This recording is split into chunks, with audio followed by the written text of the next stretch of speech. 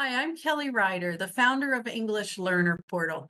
I am excited today to share with you that we're starting a multi-segment blog today on systemic functional linguistics and my views on how that can better serve us in the classrooms and in the programs that we have going on today. So let's get started talking about systemic functional linguistics. I have the pleasure every day of speaking to and working with teachers and district coordinators, federal program managers, principals across the country. And I've heard the same theme over and over for, I guess, about 2 years now, maybe a little bit longer, until it really hit me that this is something that we have to start coming up with a plan for. So what I'm hearing from everyone is that we're changing how we need to approach our professional development. We're changing how we need to approach English language development curriculum, and we're changing how we work with content teachers and in the content classrooms. So needless to say, there's a lot of change going on. Part of that also is that many districts are undergoing changes and shifts in what their content area curriculum is. And as the ELD program, we're always trying to find the best fit where we can develop language, as is our job, our task, but also be supportive to our students as a whole and to our colleagues in the content classrooms. So just saying that, it feels a bit overwhelming. So here's some of the things that I've been hearing recently as I talk to people across the country. Right, there's all the curriculum changes, whether it be ELD curriculum or content area curriculum, but more towards the content area curriculum, is just confused. And it leaves a lot of our teachers feeling like they're just winging it or flying by the seat of their pants. And while some great teaching can happen like that, that's not the ideal state. I think we can all agree on that. And we're worrying about our students' growth and success, right? Are they making progress?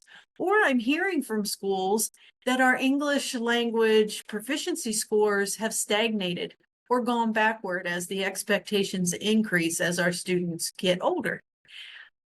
This is alarming to everyone, right? We are accountable to those students. We are accountable to each other. We are accountable to our district, to our state, to our federal programs. And so we can't have students stagnant in their English growth because it's not just about the test scores. When we are stagnant in our English growth, we are stagnant in our ability to access the content curriculum, to fully engage in our academic growth. And that's the real scary part.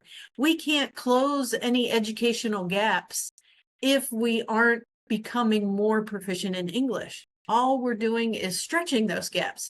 And it's a scary thing to see happening on paper and playing out in front of you in the classroom. We're stressed because of planning time. Teachers everywhere are feeling this. But the more we're asking teachers to collaborate, the more time is needed to actually have those collaborative conversations or come up with a way that you're going to plan together to develop those relationships. And this takes time, right? This takes time. And just as an ELD person, I remember the first times being asked to co-teach and go into classrooms. I think back to being asked to co-teach algebra for the first time, and I thought, oh, I'm not the one you want in the algebra classroom, right? And it took some convincing and ended up being one of my favorite experiences of my career. But it was a stretch, it was a challenge, it was a fear that I had to overcome. So I'm hoping that this blog series can help everyone come along with me to offer some alternatives that might make these challenges easier. Well, I would guarantee would make these challenges easier is hang in with me through these series of blogs for the month of March. So if you want to feel confident in what you have to offer, if you want to watch your students bloom and grow, and big time streamline your planning and collaboration so you can free up time to do what works best for your students and to give you some peace of mind. So what is going to be this magic wand we talk of, right? Well, if you've ever worked with me before, you know I will say, I wish I had the magic wand, but I don't have a magic wand. It takes a lot to learn a language, and it takes a lot to become academically proficient in a new language as well. But I want to propose to you that systemic functional linguistics is a better fit for today's classroom and ELD program expectations. I'm going to say that one more time, and I want to see if you can come along with me on this journey. Systemic functional linguistics is a better fit for today's expectations. I heard a group of teachers enter the bathroom. The first words I heard were, "I don't care what she says. I'm not teaching math." My heart sank. My stomach started turning. My heart was beating out of my chest. Angst. My fear in that moment came true. I knew in that moment that I did not make change okay for my teachers. They didn't get it. They were feeling nervous about new expectations. I made it no big deal to them, and it was a big deal. So I did what anyone wanting to avoid confrontation would do. I stayed in that bathroom stall, feeling crushed and sick to my stomach until everyone had gone back to the meeting. I was so embarrassed. I stood there rethinking my move from North Carolina back to Maryland, big time imposter syndrome. Maybe I wasn't qualified for this job. See, I was a newly hired ESL specialist in a new school district. My supervisor asked me to lead an information session about the new WIDA standards in our state. I could do this, right? We were using the WIDA standards in North Carolina. I had presented on it before, but I lived it, I taught it, and I had done many staff meetings before as an assistant principal and in other roles, so no big deal. But as I got up in front of everybody, you know, when you're with the group for the first time, your nerves kick in, right? I was like, ugh. Like there's about 100 teachers here in front of me. The first time they've really met me, the first time they're hearing from me. And I was beyond nervous. Again, stomach flipping, my mind racing, double, triple checking everything, my slides, making sure the technology didn't get the best of me. Right, so picture an elementary school cafeteria, an old elementary school, probably built in the 50s, right? That red brick building that is no longer an elementary school, but turned into offices. We were in the cafetorium of that building, right? With teachers, about 100 teachers in the room. So as I started presenting, I fell in my comfort zone and it flowed, right? My nerves went down, my brain took over, and I shared my portion of the day, which was the language of math. Now, understanding I had already had my own panic about this when I was asked to co-teach that classroom, that Algebra 1 classroom at the Newcomer Center in North Carolina. So I had already proven to myself that language of math was no big deal. It was pretty cut and dry. There was a lot of head nodding. I feel good about the presentation. Glad it was over when it was over. After my presentation, we had about a 15-minute break, and I decided to make a run for the restroom before the teachers were released. That's when it happened, right? Imagine that old elementary school cinder block bathroom, all gray, metal stalls, metal doors, those big white sinks, and the sketchy mirrors that had like 50 years worth of dust and grime. All right, this is the scene of Kelly hiding in the stall, but I didn't ask them to teach math. This is what boggled my mind. I am asking you to teach the language of math. But obviously, based on the scene in the restroom, my mission failed. Right? Failed mission. After a few long, sleepless nights of reflecting and obsessing, I realized that I had given them the guidelines and the information, but I did not make it practical or concrete for them.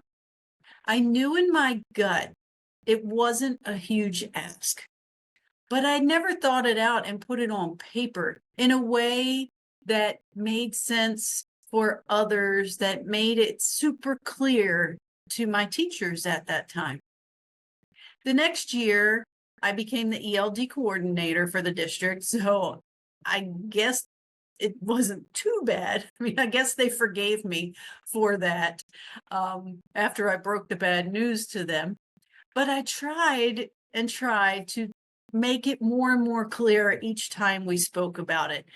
And when we were asked to align to district arts language arts curriculum, nobody understood in the other departments or in the district that yes, we can align to language arts curriculum, but we also are responsible for teaching language and math, language of science, language of social studies, social and instructional language, and the language of language arts. Project-based learning allowed us to integrate all of the content areas under a particular theme. So we spent an entire school year, small, tiny team in the ELD office, creating what I still consider to be some pretty brilliant project-based learning units for K through 12, for all the different proficiency levels, right? Huge undertaking. Right? So then, one by one, my teachers started calling and saying, I'm struggling with this curriculum because my principal wants me to push in. And I can't do project-based learning if I am in the language arts classroom. That would be really disruptive, and they don't want me to do that there. And I get a little bit of time to pull out, but there's so much time in between that by the time we get back to our project, it's going to take me the whole year to finish a project. What causes me heartache is knowing that, if you're watching, exactly what I'm talking about. So that bathroom moment had really stuck in my mind ever since of I have to find a way to do what I know works, what I have seen work, what I have watched children bloom and blossom and get on grade level with in the content classroom, and figure out how to make sure we're doing our federal job and doing what the principal wants and helping the students move along in their content. And it took me longer than I would like to admit to figure out some of this. And it wasn't until I was working through a program to become certified to be a trainer for the WIDA Consortium. And I met a lot of experts because we had a couple opportunities to visit University of Wisconsin and meet the people there and the researchers. And it was then that I met Dr. Ruslana Westerland and others who led me to the idea that you're putting the square peg in the round hole, right? Let's talk about systemic functional linguistics, and let's talk about how it is a much better fit for the scenario you're describing.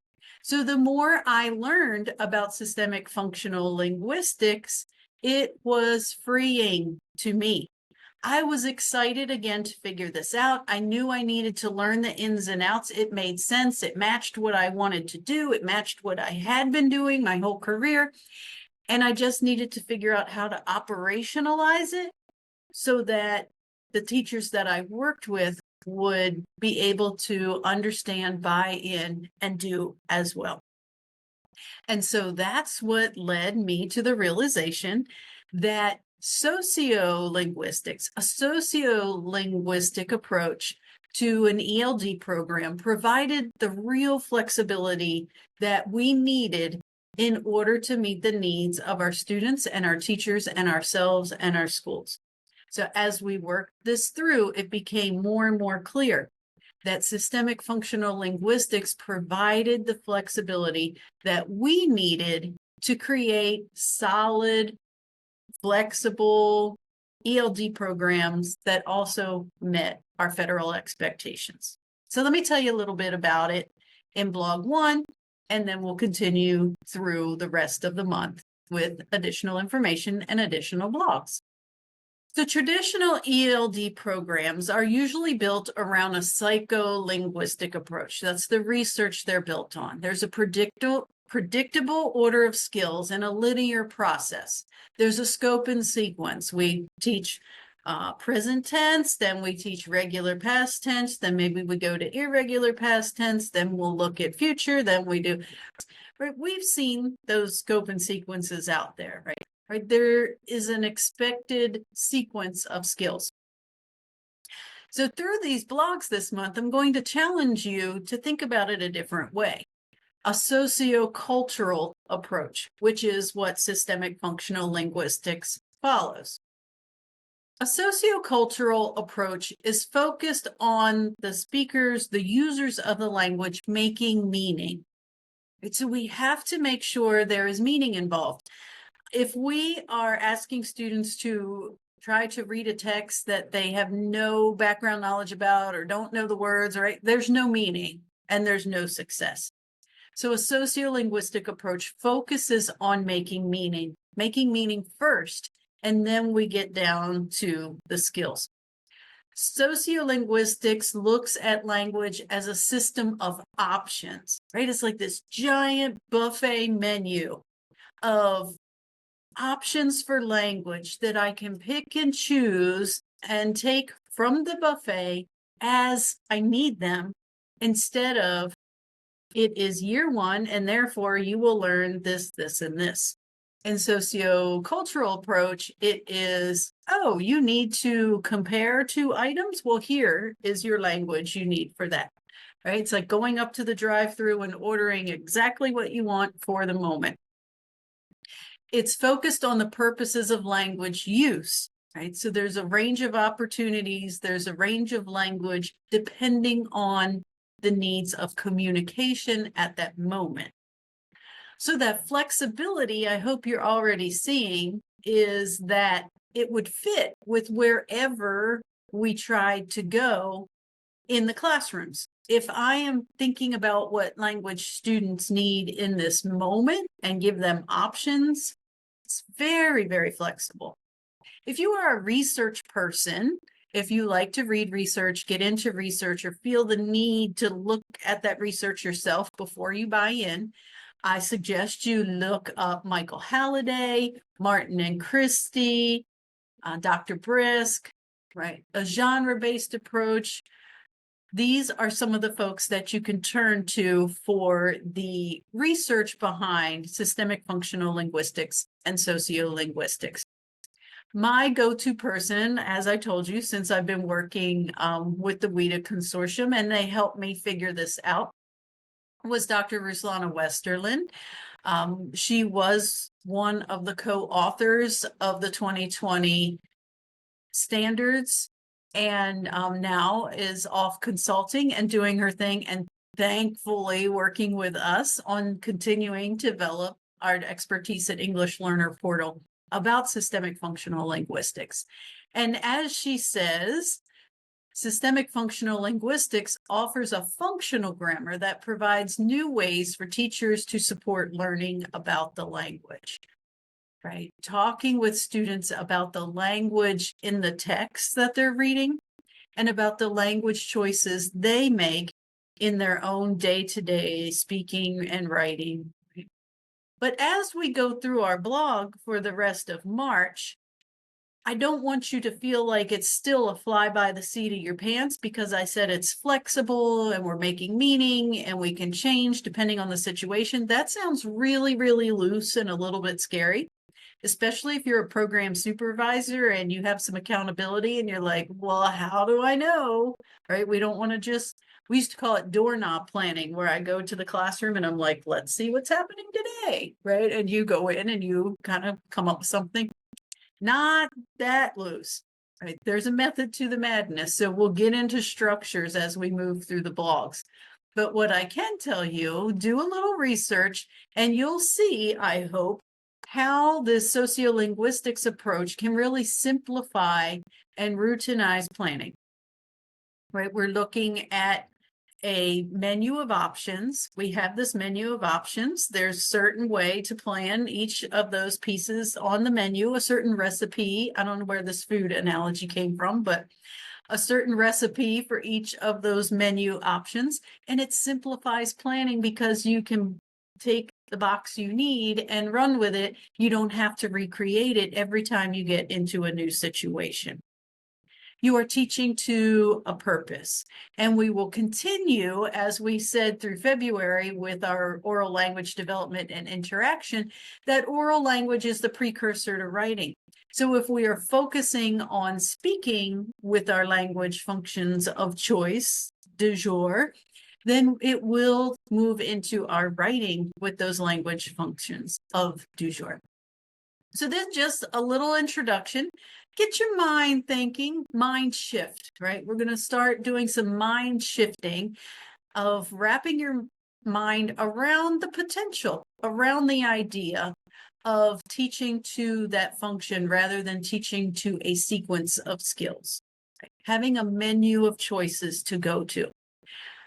Next week, I'll add more information about SFL and how it can turn into something much less stressful for your English language development program.